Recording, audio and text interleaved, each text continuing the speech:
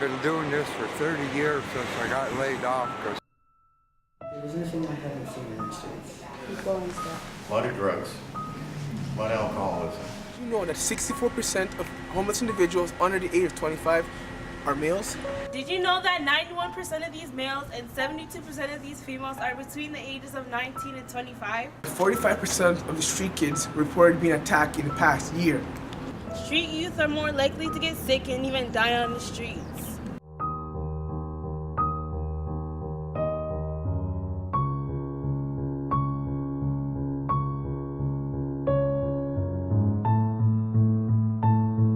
We really don't do anything to help. I guess sure we have shelters. Even though Toronto's very rich, the money isn't distributed evenly, so there are some people who have more and others who have less, and that's probably the cause.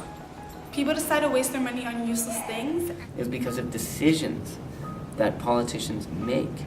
These are human decisions. This didn't just happen by accident. This has happened because of decisions that we make around investments in communities, investments in building affordable housing, and investments in our healthcare system where we nurture and try to help heal those who are suffering from mental illness. Hi, I'm Rick. I'm homeless. I live outside in Toronto, and things aren't so good on the street. But it's harder for the old people like me. I'm 62 years old, waiting for a pension. I'm not sure I'm going to get now because I got cancer in the stomach. The causes of death are Suicide, overdose, accidental death, hepatitis A, HIV, and unidentified causes.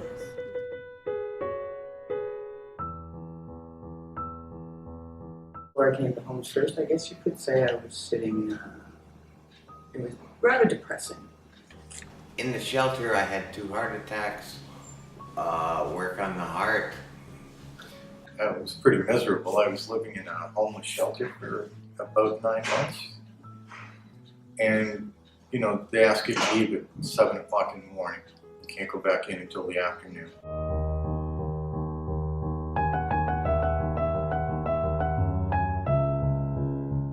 Ignorance is that people don't understand why you're there. And they're automatically assuming that it's because you're there because of drugs, or that you're a criminal, or that you're just sick. They don't realize that anybody can be homeless on a drop of a hat. And until it really happens to someone, there is no understanding. People saying like things like get a job, and I've had people like beat me up for money that I've had.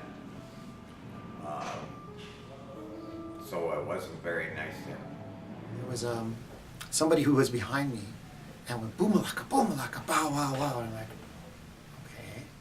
And I didn't realize at first, but I had a conversation, and it was actually someone I went to high school with.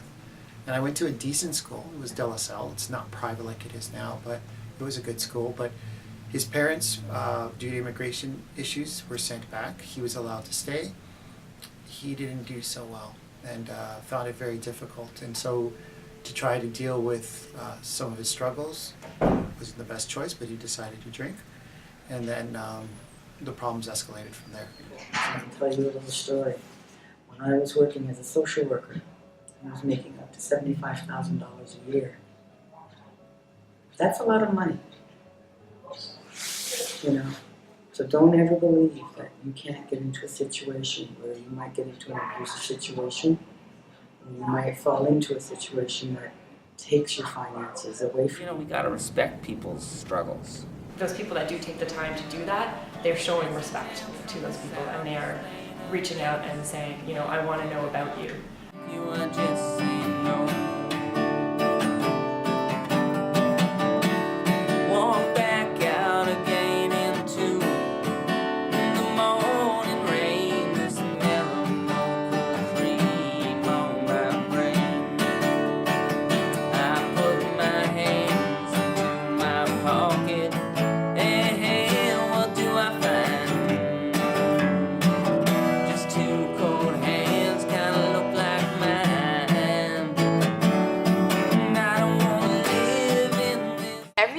human life deserves to be respected and protected from womb to tomb. If this does not happen, we will not have a just society.